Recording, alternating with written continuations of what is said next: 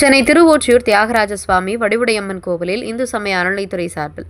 மின்னணு ஆலோசனை புகார் பெட்டி வசதியினை துவக்கி வைத்த சட்டமன்ற உறுப்பினர்கள். பக்தர்கள் தரிசன அனுபவம் குறித்த ஆலோசனையை தெரிவிக்கும் விதமாக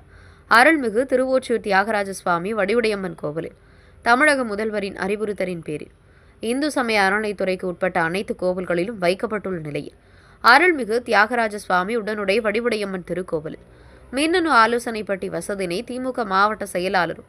மாதவரம் சட்டமன்ற உறுப்பினருமான மாதவரம் சுதர்சனம்,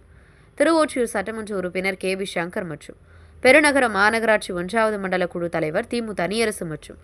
இந்து சமய அறநிலைத்துறை அதிகாரிகள், திருக்கோவில் உதவி ஆணையரும் திருக்கோவில் செயல் அலுவலருமான KM நர்சோனை உள்ளிட்டோர் கலந்து கொண்டு மின்னணு ஆலோசனை பெட்டியை துவக்கி வைத்தனர். திருக்கோவிலுக்கு வரும் பக்தர்கள் கோவில் தரிசன அனுபவங்கள் குறித்தும் மற்றும் வேறு ஏதேனும் குறைகள் இருந்தால் கோவில் நிர்வாகத்துக்கு இந்து சமய அறநிலைத்துறைக்கும் தெரியப்படுத்தும் விதமாக இந்த மின்னணு ஆலோசனை பெட்டி வைக்கப்பட்டது குறிப்பிடத்தக்கது.